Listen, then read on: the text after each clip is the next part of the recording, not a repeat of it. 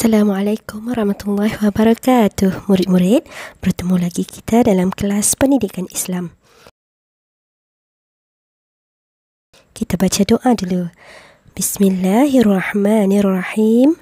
Allahumma aftah alaina hikmataka wanshur alaina min khazaini rahmatika ya arhamar rahimin. Ya Allah, bukakanlah ke atas kami hikmahmu dan limpahkanlah ke atas kami khazanahmu. Wahai Allah yang maha pemurah lagi maha penyayang. Amin ya Rabbal Alamin. Baiklah murid-murid, Ustazah tunjukkan satu poster iklan tentang kursus pendakwah cilik. Sasaran murid tahun 5 dan 6 Sekolah Kebangsaan Tanah Merah. Tarikh 12 Julai 2021. Tempat secara atas talian. Link akan diberikan secara sehari sebelum tarikh program. Ini adalah satu contoh poster iklan. Siapakah pendakwah? Apakah kaitan poster kursus pendakwah cilik ini dengan tajuk yang akan kita pelajari pada hari ini? Baiklah, kita akan mempelajari tajuk dakwah Nabi Muhammad SAW, Pendidikan Islam tahun 4, bidang sirah, disampaikan oleh Ustazah Anisa binti Ahmad dari Sekolah Kebangsaan Tanah Merah.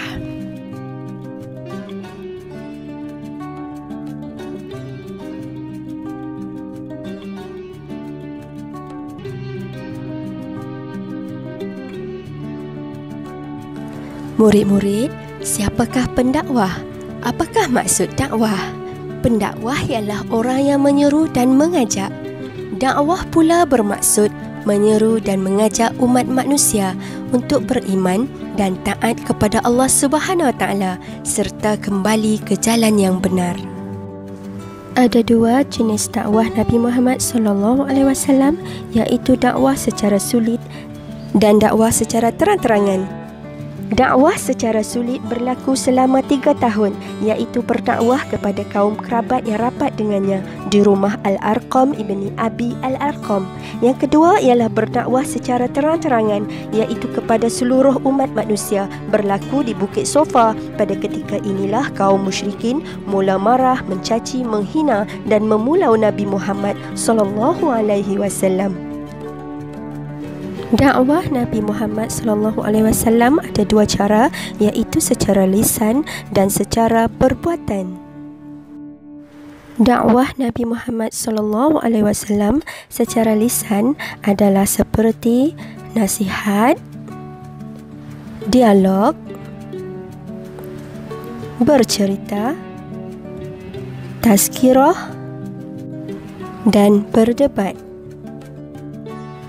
Dakwah Nabi Muhammad SAW secara perbuatan pula ialah seperti ziarah, memberikan hadiah, mengutuskan surat, berakhlak mulia serta menghantar utusan berakhlak mulia keluar. Murid-murid, ada 4 jenis penentangan kafir Quraisy terhadap dakwah Nabi Muhammad SAW, iaitu pertama, fitnah. Orang Quraisy telah menuduh Nabi Muhammad SAW sebagai gila, ahli sihir dan pendusta. Mereka juga mendakwa Nabi Muhammad SAW sebagai pemecah belah masyarakat dan pemutus hubungan silaturahim. Kedua, pemulauan. Apakah yang berlaku? Orang Quraisy menghalang aktiviti jual beli dan semua bentuk komunikasi dengan orang Islam, termasuk perkahwinan. Kesannya, kaum muslimin sangat tertekan dan lapar. Pemulauan ini berlaku selama hampir 3 tahun, ya murid-murid. Ketiga, penyiksaan. Kaum muslimin dijemur di padang pasir dan diletakkan batu yang besar di atas dada mereka, seperti yang berlaku kepada Bilal bin Rabah. Siapa Bilal ini, ya murid-murid? Ya, tukang azan zaman Nabi Muhammad SAW. Ustazah bacakan satu rangkap berkaitan Bilal ini. Kau, Bilal bin Rabah, cekal dan tabah, dipanggang di gurun yang panas. Biarpun dirimu disiksa, didera, bibirmu tetap menyebut, Allah Tuhanku, Allah yang satu, tiada Tuhan selain Allah, Muhammad pesuruh Allah. Keempat, pembunuhan. Alahai, ada juga para sahabat Nabi Muhammad SAW yang dibunuh dengan kejam seperti Sayyidina Yasir dan Sayyidatina Sumayyah.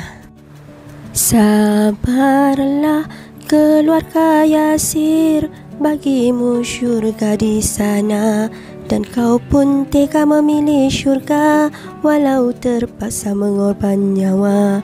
Lalu tombak yang tajam menikam jasadmu yang tiada bermaya, namun iman di dadamu sedikit tidak berubah.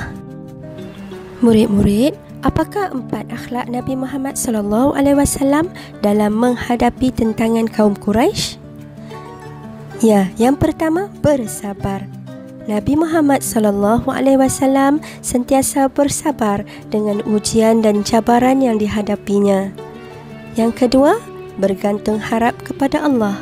Nabi Muhammad SAW tidak pernah berputus asa dan sentiasa berdoa kepada Allah selalu. Yang ketiga, prihatin. Nabi Muhammad SAW mengutamakan kaum keluarga dalam berdakwah dan sentiasa menasihati. Yang keempat, berjiwa besar.